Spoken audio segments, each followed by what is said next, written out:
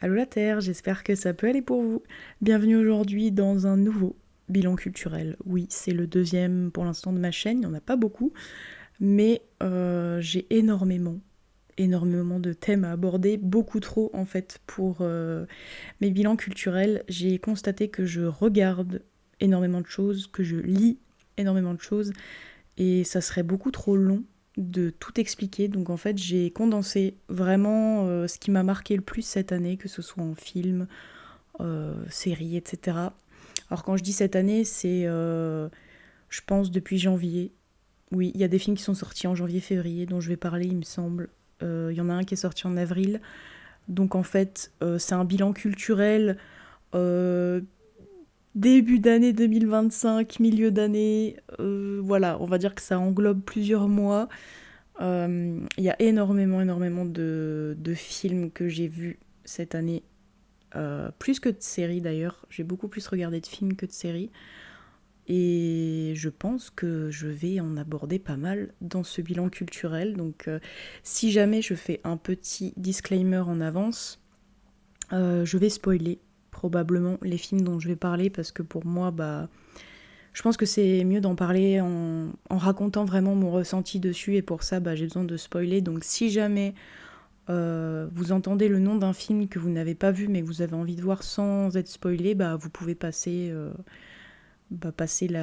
la vidéo pour voir le sujet dont je parle après, parce que je pense que si jamais vous voulez pas être spoilé, c'est pas forcément la bonne vidéo, parce que j'aime vraiment parler en détail des films, même si j'essaye de faire court, parce que je sais que je pourrais passer des heures sur pas mal de films, mais j'essaye de me restreindre un petit peu, parce que comme ça, je peux parler de beaucoup plus de films différents, en fait, plutôt que de rester longtemps sur un seul film en particulier. Donc si jamais, je pense qu'il y aura des spoils dans cette vidéo. Voilà, donc je répète, il y aura des spoils. Donc si jamais tous les films dont je vais parler, même les livres ou les animés, tout ça en général, je spoil pas mal. Donc si jamais vous êtes prévenus, maintenant je vais commencer la vidéo parce que c'est une intro qui est très très longue et j'ai beaucoup de choses à dire, donc je vais commencer tout de suite. Un film qui m'a énormément marqué en ce début d'année, je ne sais absolument plus quand est-ce qu'il est sorti, mais je sais que c'était en début d'année, c'est le film Compagnon. Alors je ne sais pas si vous l'avez vu déjà, mais il date du coup de début d'année, mais c'est un film qui a fait quand même pas mal parler, je pense. C'est un film qui parle de robots, d'IA, etc. De magouilles aussi, de magouilles au niveau de l'argent, tout ça, et de crimes aussi, voilà, de meurtre. Et c'est un film que j'ai vraiment beaucoup aimé. Je m'attendais pas à l'aimer à ce point, mais j'ai trouvé qu'il était hyper bien filmé. Il y a un bon humour aussi dans ce film. J'ai adoré l'humour noir qu'il y a dans ce film, notamment par rapport à la relation entre le personnage principal et son robot, enfin, entre parenthèses, sa vraie petite copine, puisqu'il l'a fait passer pour sa petite copine, alors que, en vérité, c'est un robot, voilà, qu'il a loué ou acheté, il me semble qu'il l'a acheté à une société, et que du coup, c'est pas vraiment sa vraie copine, mais il entretient un lien avec elle qui est assez particulier, et ça m'a fait beaucoup rire parce que je sais que c'était hyper réaliste en fait. Je pense que ça serait exactement ce qui se passerait s'il y avait un homme ou une femme qui achetait un robot et qui décidait de vivre une relation avec, une relation de type sentimental. Je pense que ça serait vraiment plutôt drôle à voir, parce que je pense que c'est plus d'un rapport d'intérêt et de service, d'échange de services, comme quand on utilise une machine en fait, plutôt que d'intérêt à avoir avec une personne, d'interaction sociale, etc. Ça m'a fait beaucoup penser à tout ça, et c'est un film que j'ai vraiment beaucoup aimé. J'ai adoré la manière dont ils avaient d'aborder justement la version du robot. Donc comment est-ce que elle se sent en tant que robot, elle se sent diminuée parce que justement le personnage principal, donc l'homme qui l'a acheté, peut contrôler tout ce qu'elle fait, peut contrôler tout ce qu'elle est, et peut contrôler tout ce qu'elle veut dire ou pas. Et au moment où elle réussit à voler la tablette ou son portable, il me semble qu'il contrôle justement ses paramètres, elle voit qu'en fait elle a été bridée, qu'elle a été bridée à je ne sais plus combien de pourcents d'intelligence et qu'en fait elle peut aller beaucoup plus loin que ce qu'elle pense et elle est beaucoup plus que ce que le personnage principal lui a laissé croire. C'est un beau message, je trouve, de le faire passer en mode de le faire passer c'est un robot, etc., mais je trouve que ça peut se rapporter aussi à la réalité dans certaines relations, notamment des hommes ou des femmes qui diminuent leur partenaire pour soit se mettre en avant, soit tout simplement parce que c'est automatique. Il y en a qui sont pas forcément très positifs avec leur partenaire et ils aiment bien justement se montrer plus intelligents que son partenaire ou utiliser son partenaire plutôt que d'avoir vraiment des échanges avec. Et j'ai trouvé ça plutôt bien de le faire dans le sens-là, même si c'est un robot et que du coup c'est logique dans un sens qu'il l'utilise en termes de relations de service et d'échanges plutôt que de vraie communication sociale. Mais je trouve que c'est hyper intéressant dans le sens où j'aurais été le personnage principal. Bon, je pense que non, j'aurais pas pu être ce personnage principal parce que je déteste le personnage principal. Enfin, c'est pas le personnage principal, mais c'est celui qui est en couple avec le robot. Je ne sais plus du tout c'est quoi son nom, mais je me rappelle très bien du surnom qu'il lui donne, du surnom très affectif que j'ai trouvé ça très très drôle. Il la surnomme Bip Boop. Voilà, donc j'adore. Je trouve ça très drôle. Ça m'a fait très très rire. Et il y a vraiment un humour dans ce film. Je vous le conseille si vous aimez l'humour noir. Il y a un humour excellent là-dessus. Il est quand même assez violent, assez gore par moments. Il y a des scènes très très violentes, mais faut le voir parce que je pense qu'on peut que passer un bon moment devant ce film. Même s'il y a des moments violents, il y a un humour qui est sans arrêt présent. Puis il pose quand même, mine de rien, des questions importantes sur le point de vue des robots par rapport à leur relation avec les êtres humains. Est-ce qu'ils sont vraiment capables de ressentir des choses ou est-ce qu'ils ont été programmés pour ressentir des choses jusqu'où il y a leur limite, elle est où? Je trouve que c'est hyper intéressant. Si vous aimez tout ce qui est robotique, scientifique, science-fiction peut-être pas, mais IA, tout ça, c'est vraiment un film que je vous conseille. Le thème est très très bien abordé. C'est un film que j'ai déjà regardé plusieurs fois. J'ai eu aucun mal à le regarder plusieurs fois. Il me semble qu'il est pas si long que ça, de mémoire. Je ne m'en souviens plus. Mais c'était un film vraiment incroyable. Voilà, donc si jamais, il s'appelle Compagnon, enfin Companion, avec mon magnifique accent anglais. Il est incroyable. Voilà. En plus, j'adore l'affiche du film parce que tout le début du film en fait joue sur le mystère. On ne sait pas que la femme, le personnage, donc le personnage principal, est un robot et du coup pendant il me semble 30-40 minutes, peut-être même un peu plus du film, on pense qu'elle est humaine. Et du coup, c'est hyper bien fait parce que quand on a la révélation qu'en fait c'est un robot, il y a plein de choses qui s'expliquent et tout se met un peu en place et il y avait des questionnements un peu au début du film qui se mettent en place, il y a des réponses et tout ça et j'avais trouvé ça hyper bien fait, hyper bien organisé. Les acteurs sont excellents, ils sont très très drôles, ils ont vraiment bien été choisis je trouve. Et du coup voilà, je vais m'arrêter maintenant parce que je parle beaucoup de ce film alors que j'en ai énormément d'autres à aborder, donc regardez-le, il est incroyable. Ça va être vraiment la phrase de ce bilan culturel, regardez-le, c'est incroyable, pour tous les films que je vais vous citer.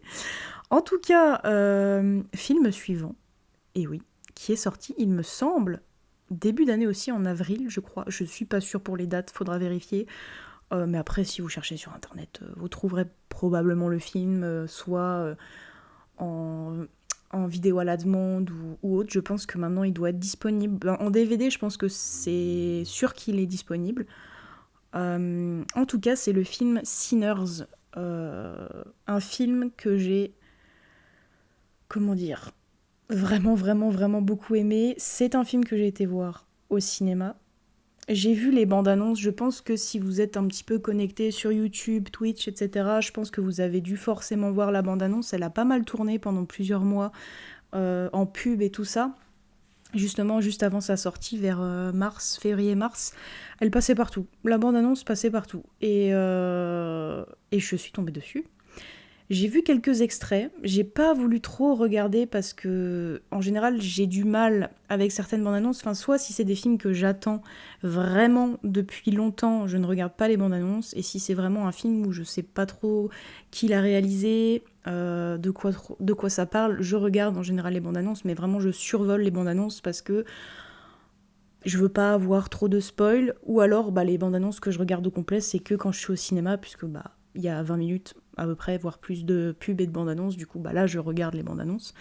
J'adore regarder les bandes annonces d'ailleurs. Mais du coup, je suis allée le voir parce que j'avais vu quelques petits extraits de bandes annonces sur Twitch, il me semble.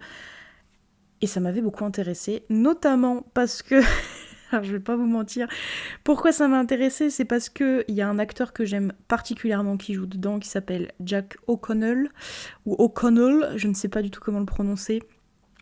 Pour ceux qui connaissent la série Skins, qui date maintenant de très très très longtemps, mais qui a forgé mon adolescence, comme je pense pour pas mal d'entre vous, il joue dedans. Voilà. C'est le personnage qui joue Cook dans Skins. Ou encore, il joue dans le film plus récent, c'est un film de romance, il me semble, L'amant de Lady Chatterley. Oui, il joue dedans, je crois. Et du coup, c'est un acteur que j'aime beaucoup. Je trouve qu'il joue extrêmement bien. Et quand j'ai vu le rôle qu'il avait dans ce film, un petit peu sombre et tout ça, je me suis dit, il faut que je voie ce film, il faut que je voie ce film. Et aussi, ce qui m'a tenté, c'est que c'était un film qui parlait beaucoup de musique. Un petit peu de côté sombre aussi, avec de la sorcellerie, des démons, etc. Donc évidemment, c'était obligé que j'aille le voir. Voilà. Je vais majoritairement voir des films d'animation et des films d'horreur au cinéma. Je tiens à le préciser. Si jamais vous êtes pas trop adepte des films d'horreur, je vais pas vous conseiller beaucoup d'autres films à part ça, parce que c'est mon genre préféré, soit d'horreur, de drame, j'aime beaucoup. C'est très rare que je vais conseiller des romances ou des films d'action. Voilà, je vous préviens d'avance, au cas où. Mais du coup, donc Sinners, excellent film. Je l'ai adoré, j'ai été le revoir 2 fois au cinéma. J'ai été le voir une fois quelques jours après sa sortie et j'ai été le revoir juste après. Et je l'ai adoré. Voilà. Il n'y a pas d'autre mot. La musique est incroyable. Il y a énormément de musique dans le film, même de moments de, entre guillemets, comédie musicale, puisque les acteurs chantent, ou du moins ils font des parties où il y a beaucoup de musique, de chants et de paroles, etc. Et j'ai adoré. Voilà, parce que j'adore le blues. Petit détail, le film parle quand même majoritairement de musique et de musique en rapport avec le blues notamment, ou même tout autre type de musique, mais là pour le coup c'est vraiment le blues qui est mis en avant et c'est un genre de musique que j'adore, voilà. Et c'est très bien joué, c'est body horror à fond, il y a les scènes où les vampires dans le film attaquent les humains et où ils les mordent, etc. C'est extrêmement drôle. Le sang jaillit vraiment comme un geyser, le sang est rouge fluo, c'est super drôle. C'est pas très très réaliste là-dessus, mais justement ça rend le côté vraiment très superflu et très gag du film, et j'avais adoré ça, parce que autant le film aborde des sujets très importants et très sérieux sur certains points, et après quand on voit les attaques des vampires, franchement c'est très très drôle. Mais si vous aimez les films de vampires, les films avec de la très très très bonne musique, des films qui sont bien joués, des films aussi un petit peu d'action, parce que là par contre il y a une scène de fusillade à la fin qui est très très très très très bien faite et qui est très très mémorable. Moi je me rappelle très très bien. J'avais bien aimé voir cette scène. Pourtant j'aime pas trop voir de la violence gratuite dans les films, et pourtant là c'était pas de la violence gratuite, c'était de la vengeance. Et ça faisait plaisir. Voilà, ça faisait plaisir parce que le personnage principal se venge de certaines choses et c'est très très satisfaisant. C'est très très satisfaisant à voir. Et j'ai bien aimé ce côté frères jumeaux qu'on a au début. Donc on suit 2 frères jumeaux, un petit peu gangsters, tout ça, qui sont très très influents dans la ville d'où ils viennent. Et ils décident d'ouvrir justement alors je ne sais plus ce que c'est, s'ils veulent ouvrir une distillerie, ou alors si c'est une ancienne distillerie et ils veulent ouvrir un bar.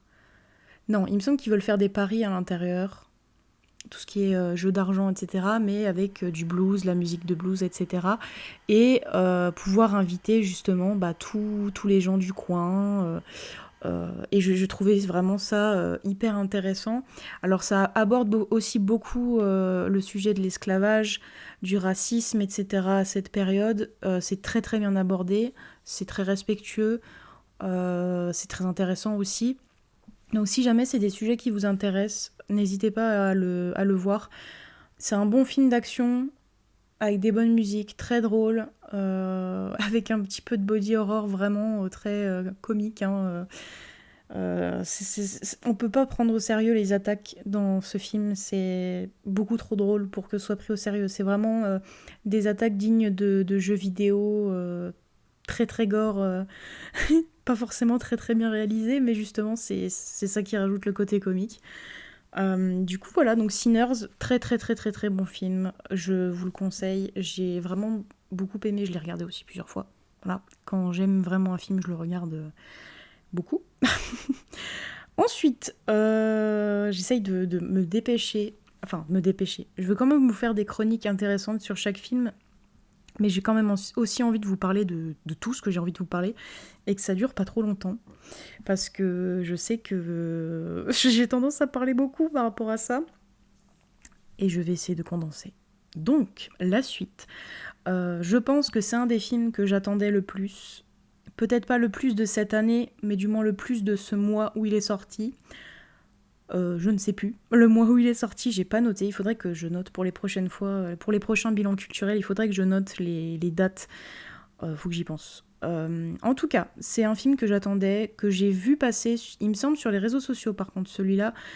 J'ai vu quelques chroniques qui en parlaient pour dire qu'il allait sortir, et je trouvais ça hyper intéressant parce que c'est un film d'horreur, étonnamment. C'est un film d'horreur qui aborde le point de vue de l'entité. Plutôt que d'aborder le point de vue d'une famille ou de quelqu'un qui est tourmenté par une entité, c'est ce coup-ci filmé du point de vue de l'entité. Donc en fait, on est à la place de l'entité, on se balade dans la maison, et je trouvais cette idée hyper originale. Alors je l'attendais énormément, je pense que j'avais mis beaucoup d'estime et beaucoup d'attente surtout pour ce film, parce que je trouvais le sujet très très très original. Mais il m'a un petit peu déçue, alors c'est très très bien filmé, hein, d'être dans le point de vue de l'entité, l'effet des caméras et tout, c'est très bien filmé, mais en fait j'ai trouvé le scénario un petit peu alambiqué par moments, et la mort la mort de la personne qu'on incarne, donc l'entité, m'a fait beaucoup rire. Voilà, la personne est décédée en tombant d'une fenêtre, pas très très haute, et vraiment ça m'a vraiment fait rire sur le coup. Je m'attendais pas à ça, mais ça m'a fait plutôt rire qu'autre chose, et je me suis dit bon ok, il est mort comme ça, bon il y a des morts cons, hein, enfin il y a des morts spectaculaires, en mode mince, il est mort d'une maladie incroyable, ou il est mort, il a essayé de sauver quelqu'un, ou il est mort dans un feu et tout. Non, lui, il est décédé en sautant d'une fenêtre qui n'était pas si haute que ça, en essayant de sauver sa sœur d'un assassin. Pareil, j'ai pas trouvé l'histoire très plausible, j'ai trouvé que c'était un peu gros. Après, ça peut être réaliste, hein, mais j'ai trouvé que c'était un peu gros. Mais c'est très bien filmé, par contre. C'est très très bien filmé. Quand on incarne le point de vue de l'entité, au niveau comment c'est filmé, tout ça, c'est très très bien. Mais voilà, c'est le scénario qui m'a un petit peu posé problème. Pourtant, j'ai adoré ce film, hein, mais j'ai pas été le revoir après. Je l'ai vu une seule fois. J'ai pas voulu le regarder plusieurs fois. parce que je pense que j'attendais voilà, tellement de ce film que j'étais un petit peu déçue. Donc, d'où le fait que je regarde en général pas trop les bandes annonces ou les chroniques. Mais là, pourtant, j'avais juste vu une affiche avec écrit Présence. C'est un film qui parle de cette fois d'un point de vue d'une entité plutôt que de ceux qui sont attaqués par l'entité. Et du coup, bah, je trouvais ça original. Et je pense que j'ai un peu trop attendu de ce film. Mais c'est pas grave, je pense que ça reste quand même un bon film. Si jamais vous aimez les films d'horreur, c'est un film qui change, ça c'est sûr. C'est un film qui n'aborde pas les mêmes choses que d'habitude, mais voilà, comment dire que le scénario n'était pas très bien, quoi, voilà. Ensuite, encore un film d'horreur, et oui, c'est toujours aussi étonnant. J'ai regardé Substitution. Alors, c'est un film que j'attendais pas particulièrement, mais quand c'est un film d'horreur, je le regarde quoi qu'il arrive. Voilà, donc je lui ai donné sa chance. Le scénario était très très bien au début, on se pose énormément de questions, on a vraiment envie de savoir la suite, on a envie de savoir ce qui se passe dans le film, de savoir pourquoi est-ce qu'il y a des personnages aussi bizarres, pourquoi est-ce qu'ils agissent comme ça, etc. Mais après, c'est parti un petit peu trop loin. Et pareil, ça m'a plus fait rire qu'autre chose. Alors quand je regarde un film d'horreur, c'est pas forcément pour me faire peur. C'est surtout pour avoir une bonne histoire, un bon scénario. Être parfois mal à l'aise aussi, parce que je pense que ce qui me fait le plus peur, c'est d'être mal à l'aise, plutôt que d'avoir des jumpscares tout le temps, des screamers, des trucs qui font peur juste pour faire peur. Mais là, c'est vraiment... C'est un film qui m'a mis un peu mal à l'aise, mais pas suffisamment. Parce qu'en fait, ça m'a fait beaucoup plus rire qu'autre chose. Il y a des scènes vraiment... dans ce film, dans Substitution, il y a un gamin qui mange un couteau. Oui. Enfin, il essaye de croquer un couteau. Et du coup, je vous laisse imaginer les dégâts que ça fait au niveau de sa bouche et de ses dents. Voilà. J'ai trouvé cette scène très drôle. Bon, c'était peut-être pas le but recherché. Mais en tout cas, ça m'a fait bien rire. Je l'ai regardé avec ma mère, ce film. Je ne savais pas du tout de quoi ça parlait. Je savais juste que c'était un film d'horreur. On ne l'avait pas vu, donc j'avais envie de le regarder. Et on a vraiment passé un bon moment, dans le sens où on a bien rigolé, quoi. Même si, au début, on était vraiment à fond, parce qu'on voulait savoir ce qui se passait. Parce qu'on se disait, putain, c'est quand même bien amené. Il y a pas mal de suspense. On a envie de savoir qu'est-ce qui va se passer avec les personnages principaux. C'est très violent par contre comme film. Il y a un personnage qui décède. J'ai été vraiment très très choquée de la manière dont il décède. Maintenant que j'y pense, en fait, je l'ai vu qu'une seule fois. Je pense que c'est un film qui se regarde plusieurs fois et qui sait s'apprécier avec le temps. Ce que je n'ai pas fait. Je l'ai regardé qu'une seule fois, mais je pense que si je lui redonne une seconde chance, je pourrais peut-être l'apprécier un peu plus. Mais ça reste quand même un peu compliqué et c'est très très sombre comme film. Pour le coup, c'était bien fait. Pour certaines choses, c'était très très très violent, très très sombre, digne de films d'horreur, très très très bien. Mais le scénario après part un peu en cacahuète. Voilà. Je vais pas vous spoiler par contre la fin. Parce que si jamais vous regardez ce film, il faut vraiment la voir parce que c'est très drôle. Parce qu'on se dit juste tout ça pour ça. Voilà. Donc si jamais vous êtes curieux de regarder Substitution, n'hésitez pas si vous avez envie de passer un bon moment ou pas, hein, parce que je sais pas si vous passerez un bon moment, mais au moins ça vous fera peut-être rire, comme moi ça a été le cas. Et du coup, bah, n'hésitez pas à me dire votre avis là-dessus, parce que ça peut m'intéresser. Ensuite, le seul et unique film d'animation de ce bilan culturel que j'ai été voir au cinéma, Bad Guy 2, évidemment. Voilà. Est-ce que j'ai vraiment besoin d'en parler plus ? C'est un film d'animation que j'avais déjà été voir au cinéma pour le premier, qui était sorti, il me semble, quasiment en même temps, ou très peu de temps après que le Chapeauté 2. De toute façon, ça a été fait par le même studio, il me semble. DreamWorks. Il me semble que c'est ça. Et il était sorti en été, je crois. Le premier était sorti en été.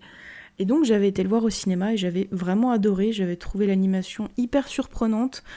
C'était de l'animation que j'avais pas forcément vue ailleurs. Et que j'ai trouvé que ça faisait un petit peu un côté BD comme ça, mais je trouvais ça très très très très très bien animé.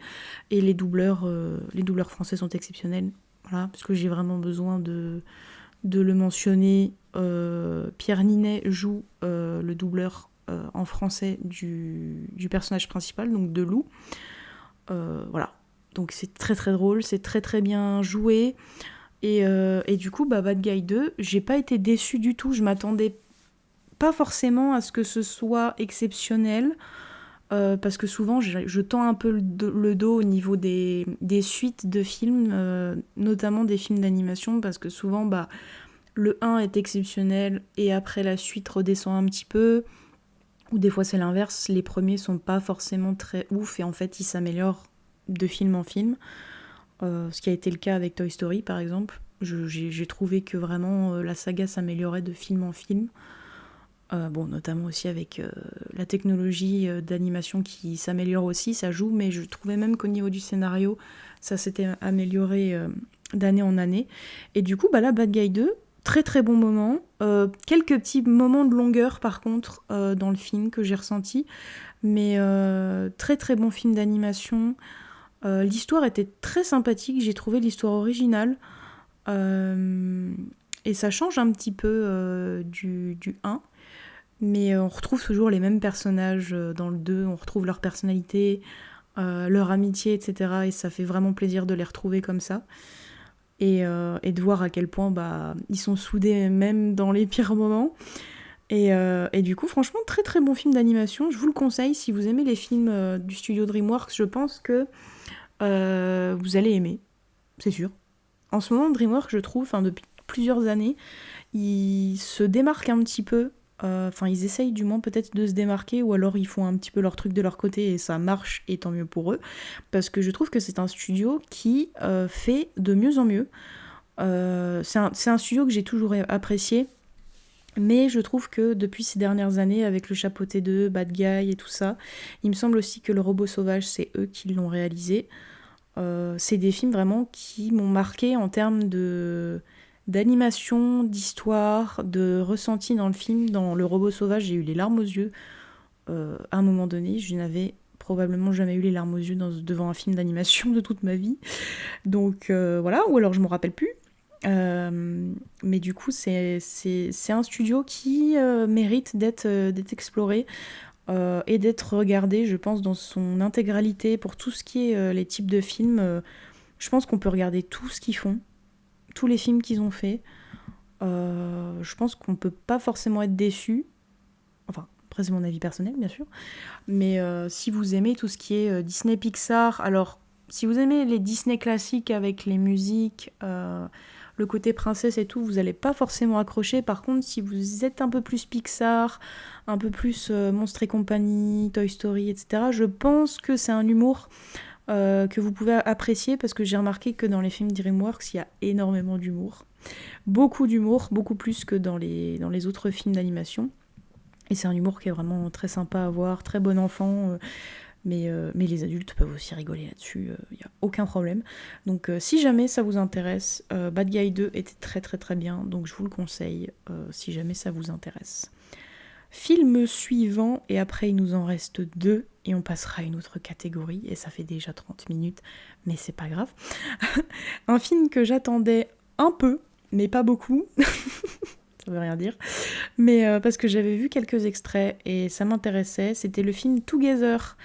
Je pense que vous en avez, je pense que vous en avez entendu parler, parce qu'en fait c'est un film qui est passé pas mal sur les réseaux sociaux, voire même sur YouTube en pub, et il était assez attendu. Parce que c'était un film qui abordait justement, pareil, du body horror, et c'était justement la fusion de deux personnes, mais genre la fusion vraiment au sens propre du terme, dans le sens où ils fusionnent littéralement. Ça m'a pas trop plu. Ça m'a pas trop plu parce que j'ai trouvé que le scénario était un peu bizarre. Peut-être pas forcément bien organisé. Bon, j'ai trouvé ça original, le côté des frères jumeaux et tout ça, le côté un petit peu magie noire, de vouloir réunir deux êtres pour qu'ils ne forment plus qu'un pour toujours, etc. Je trouvais ça original, mais j'ai eu du mal. J'ai eu du mal à accrocher à l'histoire. Pourtant, c'était bien joué, il y avait des scènes qui étaient très bien faites, les effets spéciaux sont très bien faits. Mais j'ai vraiment eu du mal à accrocher avec ce film. Je sais pas pourquoi, alors que pourtant il a très très bien marché. Beaucoup de gens en ont parlé d'ailleurs, mais je sais pas pourquoi j'ai eu du mal. Peut-être que c'est pas mon type d'histoire d'horreur que j'aime bien. Voilà, tout simplement. Mais je m'attendais à aimer, mais au final, pas trop. Voilà, donc est-ce que je vous conseille d'aller le voir? Oui, parce que tous les films méritent d'être vus. Mais celui-là, j'ai eu un peu de mal. Donc je vous en dirai pas plus pour cette chronique. Mais je pense que vous pouvez apprécier si vous aimez tout ce qui est un petit peu body horror, suspense, pas tant que ça, puisqu'il n'y a pas forcément beaucoup de suspense. Mais il y a de l'humour aussi dans ce film. Enfin, il n'y a pas de l'humour, mais moi ça m'a fait rire. Parce que c'est pas forcément très très bien fait, ou alors c'est des scènes qui me font plus rire qu'autre chose, quoi. Donc, est-ce que je vous le conseille? Pas forcément, mais si vous avez l'occasion d'aller le voir, bah regardez-le. Voilà.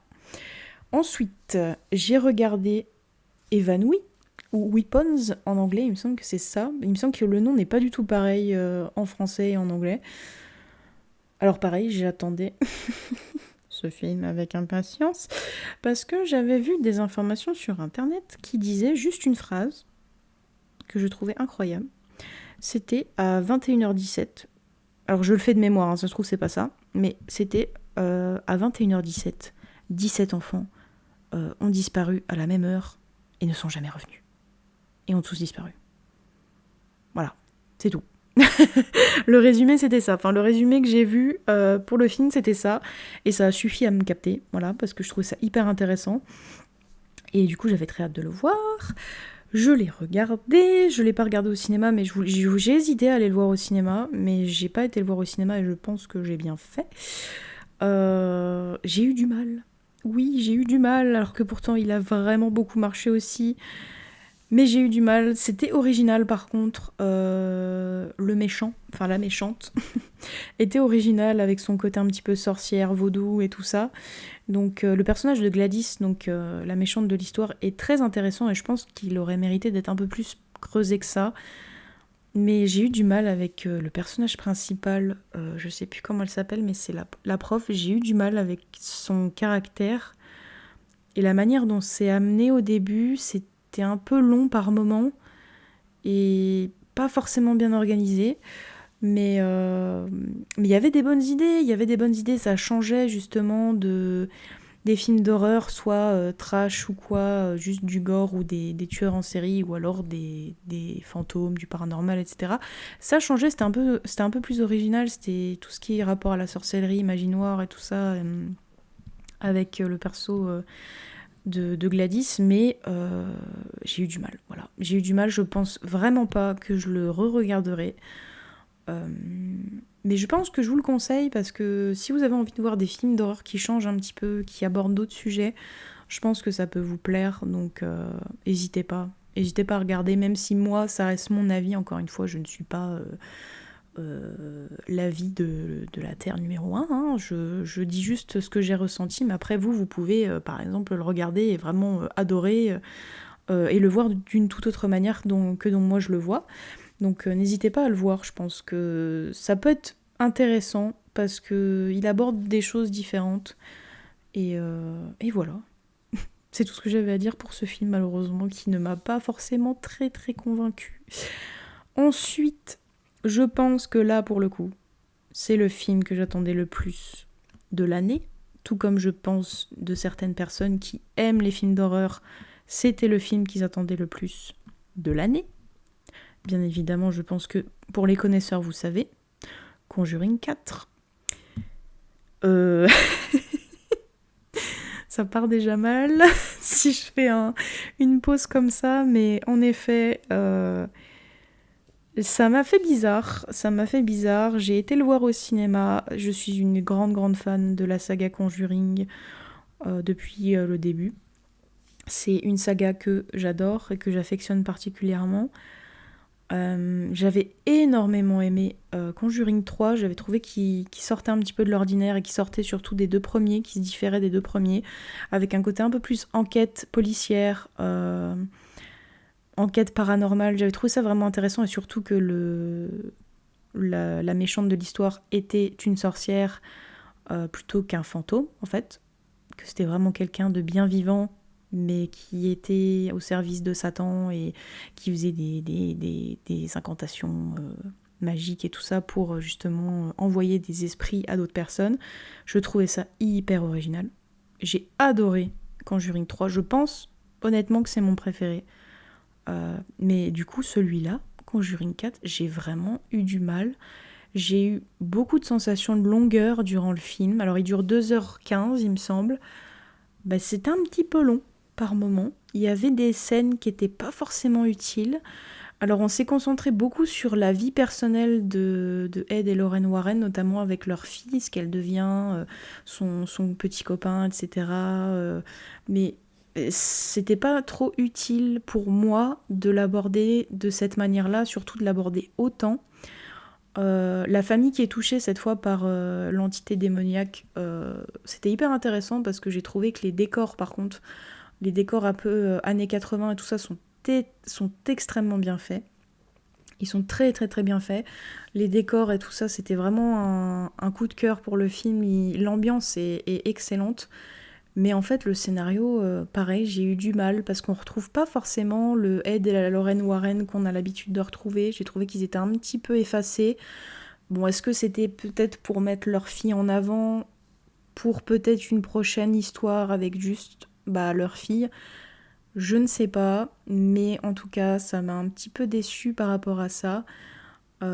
Et aussi comment est-ce qu'ils résolvent justement le souci à la fin. Comment est-ce qu'ils arrivent à faire fuir l'entité. J'ai trouvé ça très rapide.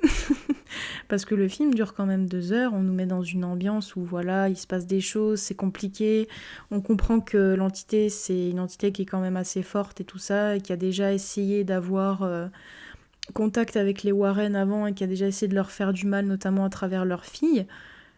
Mais là, c'est en quelques minutes, le problème est réglé. La fin, en fait, était très très abrégée. Le film était long, mais vraiment la fin était très courte. Ça y est, on a fini, on a vaincu le mal, tout va bien et tout le monde est heureux. Et il y a une vision du mariage à la fin de leur fille. Bon, c'est pas forcément ce que j'attendais. Je pense que pas mal ont été déçus, tout comme il y a des gens qui ont très bien aimé aussi. Il n'y a pas de problème à ça. Mais j'ai une amie à moi qui était d'ailleurs dans la salle en même temps que moi que j'ai vu le film. Je ne savais pas qu'elle allait y aller le voir le jour même, et du coup elle a pensé la même chose que moi. Elle a pensé la même chose que moi, et du coup on en a discuté, on s'est dit mais mitigé, et on n'ira pas forcément voir les autres au cinéma parce que du coup maintenant on tend un peu le dos, même si c'est censé être la fin, peut-être qu'ils vont essayer de faire des autres séries ou d'autres films en rapport avec leur fille, etc. Voir ce qu'elle devient, est-ce qu'elle elle développe son intuition et tout ça, est-ce qu'elle aide les gens dans le paranormal et tout. Bon, voilà, c'est pas forcément ce pourquoi j'ai été voir Conjuring, mais c'est pas grave. Il faut bien qu'il y ait des réalisateurs qui font des films d'une saga qui sont un peu différentes des autres. Mais j'ai vraiment eu du mal avec celui-là en tout cas. C'est pas forcément un film que je re-regarderai tout de suite. Je pense que je le re-regarderai plus tard pour vraiment me faire un avis encore un peu plus dessus. Mais là, dans l'immédiat, je vais pas le revisionner tout de suite. Par contre, j'ai revisionné le 1, le 2. Et je pense faire le 3 ce soir ou bientôt. Parce que ça m'a donné envie de revoir les autres du coup. Parce que j'avais envie de revoir justement et de ressentir cette sensation que j'avais dans les premiers. Mais voilà, franchement, ouais. Conjuring 4, bilan mitigé, surtout je l'attendais, encore une fois, quand on a des très très hautes attentes, souvent on prend le risque de tomber de très haut. Et ça a été le cas pour le coup, c'était un peu une déception sur certains points, mais sur d'autres, ça m'a fait très plaisir de le voir quand même, parce que c'est un film de la saga qui fait partie de la saga. Les acteurs sont toujours intéressants, ce qu'ils deviennent, l'histoire, etc. C'est très très intéressant. Mais au-delà de ça, le scénario a été très très très très accéléré vers la fin. Et j'avais trouvé ça dommage, parce que je m'attendais vraiment... Personnellement, je vous dis mes théories. Voilà, j'avais des théories. Je pensais vraiment qu'un des deux, que ce soit Ed ou Lauren, allait mourir dans ce film, parce que c'est censé être leur dernière enquête, la pire enquête, et c'était censé être la fin.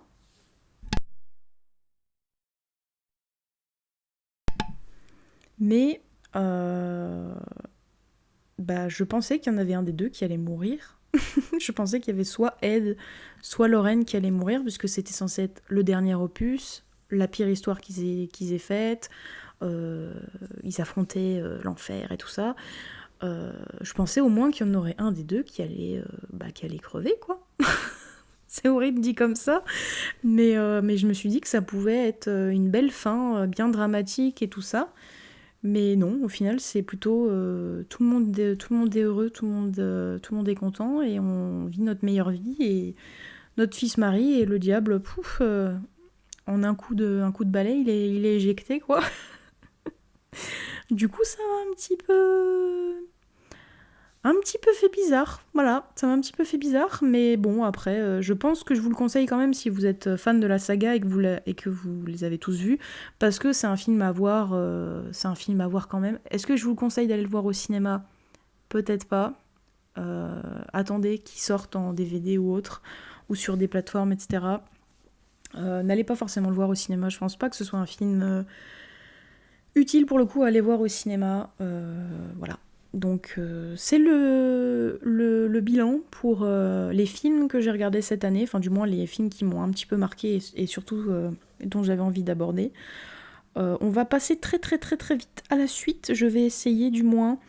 On va passer aux séries. Alors les séries, j'en ai noté qu'une parce que pareil, je l'attendais depuis très longtemps, c'est la série Alien Earth qui est sortie sur Disney+, il me semble milieu août, il me semble. Je ne sais plus. Mais je suis une très très très très très très très grande fan de la saga Alien. Encore une saga d'horreur. Voilà, tout le monde est étonné. Et du coup, Alien Earth, c'était la série, pardon, sur la saga Disney. La saga Disney ? Non, pas du tout. La série sur la saga Alien qui allait sortir sur Disney+, que j'attendais vraiment avec impatience. J'ai suivi tous les lancements, les dates, j'étais à fond, je voulais vraiment savoir quand est-ce que ça allait sortir et tout, et j'ai vraiment regardé le premier épisode au jour où il est sorti, etc. Au début, j'étais un peu mitigée sur les premiers épisodes, mais au final, je trouve que c'est une bonne série qui aborde pas mal de thèmes intéressants, notamment en rapport avec les androïdes, les hybrides et tout ça, avec la conscience humaine, tout ça, les scientifiques, etc. Je trouve que ça aborde pas mal de points de la saga d'Alien qui sont très intéressants, et pareil, les effets spéciaux sont très bien faits. Bon, c'est très très trash, hein, c'est très très très gore, bien plus trash et gore que la saga Alien, parce que souvent la saga Alien, c'est quand même gore et trash, mais bon, je pense que le plus démonstratif, c'était Alien Résurrection, donc Alien 4, de Jean-Pierre Jeunet, il me semble, que c'est ça son nom, du réalisateur. Il me semble que c'est le seul réalisateur français de la saga. Si je dis pas de bêtises, j'espère vraiment que je dis pas de bêtises. Sinon, mon Dieu, ça serait un affront à Alien. mais du coup, là, c'est pas mal gore, et surtout, en fait, il y a beaucoup de trucs gore avec des animaux. Ça, par contre, j'ai vraiment du mal.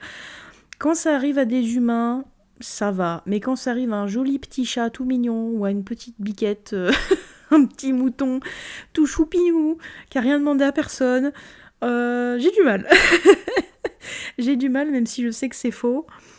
Voilà, j'ai du mal. Je pense que c'est le truc dans les sagas et films d'horreur que j'ai le plus de mal, c'est quand on s'en prend aux animaux. Voilà. Même s'ils ont rien dans la vraie vie, mais j'aime pas les voir souffrir, même si c'est pour de faux. En tout cas, voilà, c'est une très bonne série si vous êtes fan de la saga Alien, ou même si vous aimez, hein. Pas forcément être fan, voilà. Regardez-la, franchement, ça vaut le coup. Les épisodes sont assez longs. Chaque épisode, il me semble, dure 1 heure. les dialogues sont très bien faits, il y a beaucoup de suspense, j'ai très très hâte de voir la suite, donc je pense que c'est plutôt positif. Ensuite, on va passer très rapidement à la fin, parce que là, ça va faire presque 50 minutes que je parle. Donc, si vous aimez les podcasts longs, eh ben, j'espère que ça vous plaît. J'espère que ça vous plaît. Et si vous aimez pas, bah, vous n'hésitez pas à passer à des sujets qui vous intéressent au fur et à mesure dans la vidéo. Hein. Vous n'êtes pas obligé de tout écouter, il n'y a pas de problème là-dessus. Vous pouvez m'écouter en fond, aucun souci. Vous n'êtes pas obligé d'être concentré à fond, il n'y a pas de problème. On va passer maintenant à la catégorie animé. J'ai regardé pas mal d'animés cette année. Pas tant que je pensais, mais j'en ai regardé quand même pas mal. J'en ai découvert surtout pas mal. Dont un qui s'appelle Yuru Camp. Alors, il date énormément. Il est très très connu. Je pense que toute la Terre le connaît. Mais moi, je ne le connaissais pas. Enfin, je le connaissais de nom. Je l'avais mis dans ma liste sur Crunchyroll il y a pas longtemps. Mais j'ai complètement mis de côté, je l'ai oublié en fait. Et je l'ai commencé il y a pas longtemps, il y a quelques semaines, et j'ai trouvé que c'était un animé tellement mignon. Alors, j'adore le camping, petit aparté qui n'a aucun rapport. J'adore le camping, et c'est Yuru Camp, c'est un animé qui parle bien évidemment de camping. Et d'amitié et tout ça, et ça vous donne vraiment des astuces de camping en plus.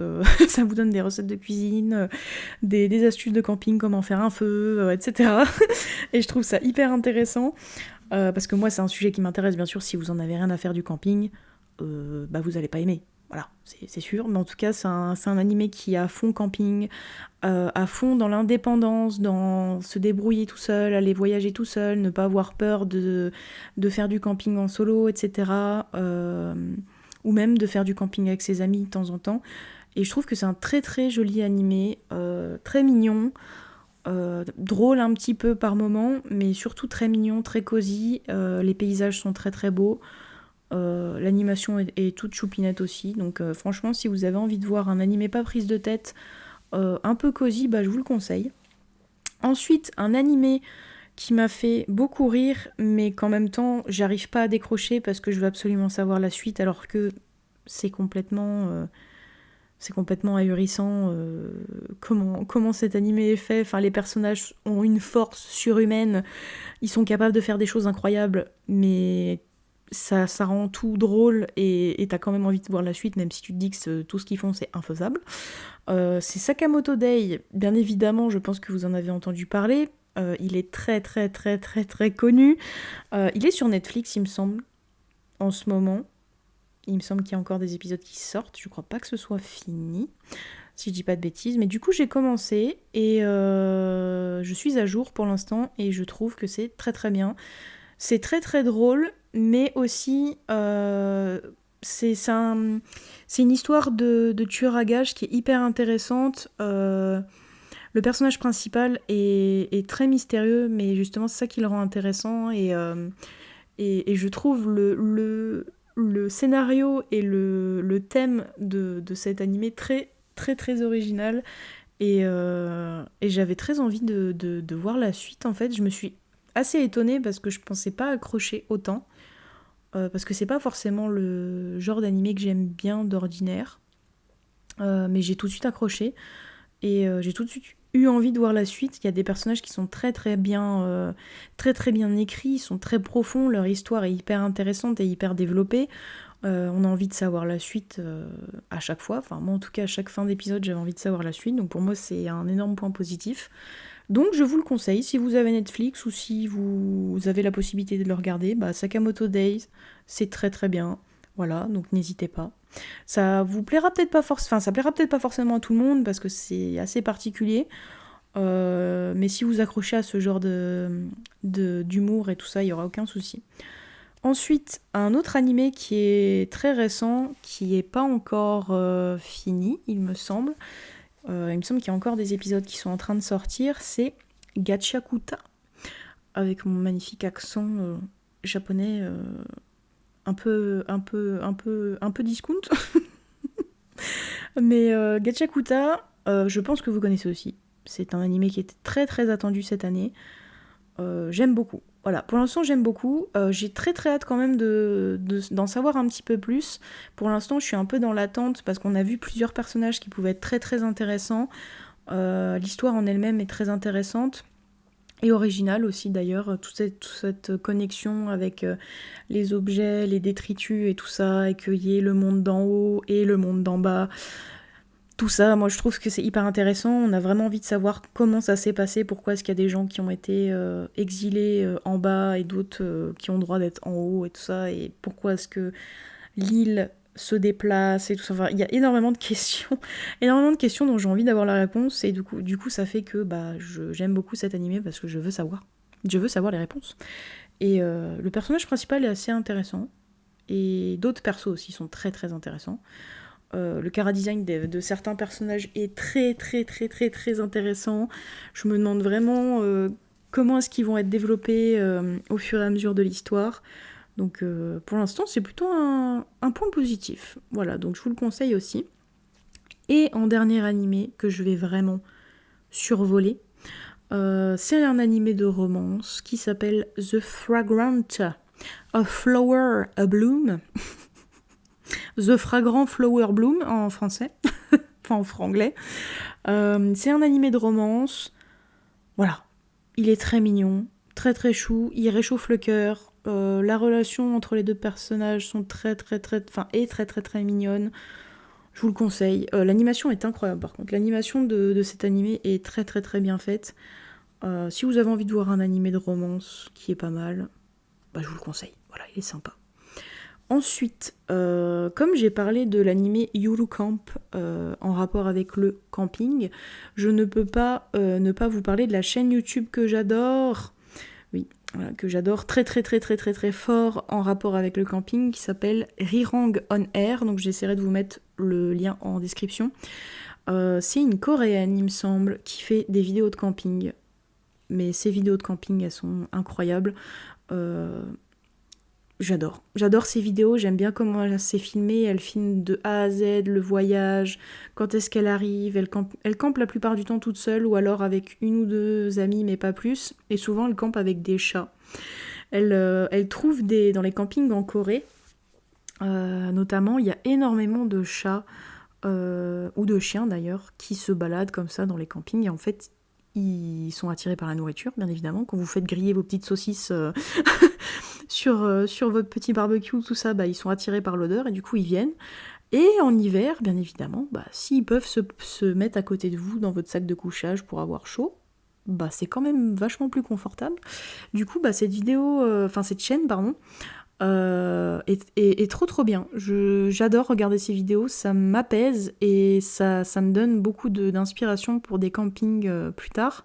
J'ai pas encore tout le matériel qu'il faut, bien évidemment, parce que ça coûte un peu cher. Mais ça ne saurait tarder, hein. Un jour, voilà, je partirai aussi en camping. Bon, je pense pas que je rencontrerai des chats, pas autant qu'en Corée en tout cas, mais du moins dans les campings dans lesquels elle va, elle rencontre souvent des chats et ils dorment avec elle dans sa tente la nuit. Le lendemain, ils repartent et tout. Et elle leur donne à manger. Je pense aussi qu'elle leur donne... j'avais vu dans une vidéo qu'elle leur donnait parce que c'est beaucoup de chats errants. Elle leur donnait des produits anti-puces et anti-tiques. Donc ça, c'est vraiment super parce que c'est pas tout le monde qui a forcément les moyens de se payer le traitement parce que je pense que ça coûte cher. Et du coup, en fait, quand elle croise un chat errant, elle lui met une petite pipette anti-parasite dans le cou et puis elle leur donne de la nourriture, tout ça, comme ça, en fait, même s'ils sont dans la rue ou dans la forêt, tout ça, elle essaye quand même de prendre soin d'eux à sa manière en faisant ces petits gestes-là et je trouve ça très très, très, très sympathique de sa part. Et donc je vous conseille vraiment cette chaîne. Franchement, même si vous aimez pas forcément le camping, si vous avez envie d'évasion, c'est vraiment super. Bon, par contre, bien évidemment, elle parle coréen. Je ne parle pas coréen. Mais il y a des sous-titres et après, les images suffisent. Les images suffisent, on comprend facilement ce qui se passe. Il n'y a aucun souci là-dessus. Ensuite, la dernière partie, et ce podcast de bilan culturel va durer 1 heure. J'espère que vous êtes contents. J'espère que vous êtes toujours vivants. En tout cas, la dernière catégorie, les livres, bien évidemment. Donc, Ça, je vais passer très vite parce que j'ai plus de temps, là, j'ai plus de temps, j'ai trop parlé. En catégorie livre, donc j'ai lu cette année, enfin une partie de la fin d'année dernière et début de cette année, toute la saga ACOTAR. Saga coup de cœur, j'ai vraiment beaucoup aimé. Je pense que j'ai pas besoin d'en dire plus parce que c'est une saga qui est extrêmement connue. Je vous la conseille à 1000%. Si vous avez l'occasion de la lire, bah lisez-la. Voilà, c'est incroyable. Ensuite, j'ai lu Le Pont des Tempêtes, le tome 1 et 2, et là actuellement je suis dans le tome 3. J'ai vraiment beaucoup aimé les 2 premiers tomes. Les personnages sont très bien développés, l'univers aussi, les décors, tout ce qui est les îles, etc. C'est très bien expliqué. Et c'est très intéressant. C'est très militaire aussi. Enfin, il y a beaucoup de points de vue de guerre, d'alliance, d'ennemis, tout ça. Je trouvais ça très intéressant comment c'était fait. Et du coup, bah, je vous les conseille aussi si jamais vous les avez pas lus. Et en dernier, j'ai lu, il y a pas longtemps, Powerless, le tome 1. J'ai adoré le début, mais j'ai eu du mal avec la fin, étrangement. Et c'est pas une saga que je pense que je continuerai à lire. Plus j'y pense, plus je me dis que je sais pas si j'ai envie de continuer à la lire. Il y avait des passages très intéressants et très bien faits, et j'aime bien le côté, le côté magie avec les pouvoirs, etc. Mais j'ai eu du mal quand même, je pense, à accrocher à l'histoire vraiment suffisamment fort pour lire la suite. Du coup, pour l'instant, je ne vais pas lire la suite, mais je vous la conseille quand même parce que ça reste une bonne saga qui est quand même assez connue maintenant et qui a été très bien notée majoritairement. Donc, si jamais vous avez envie de le lire, c'est un petit peu Hunger Games. Hunger Games, Divergente, ça a un peu des fonds de ça, mais l'histoire est complètement différente. Mais ça a un petit peu inspiré de ça sur certains points.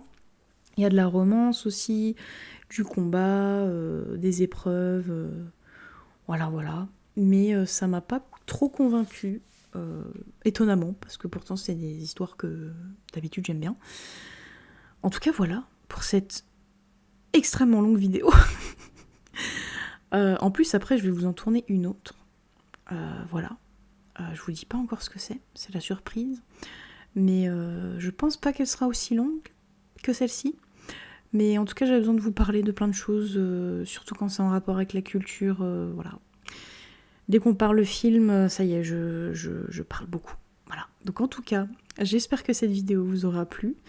Ce petit bilan culturel. J'espère que vous avez pu trouver et faire vos petites courses en termes de films, de séries, etc. qui vous intéressent. Et j'espère qu'on se retrouvera bientôt pour un autre bilan culturel. J'espère aussi qu'il y aura de quoi mettre dans le bilan culturel, qu'il y aura beaucoup de films et de séries qui m'auront suffisamment marqué pour être mis dedans. Donc sur ce, je vais vous laisser là parce que ça fait longtemps. Merci d'être resté jusqu'à la fin. Et je vous dis à très bientôt.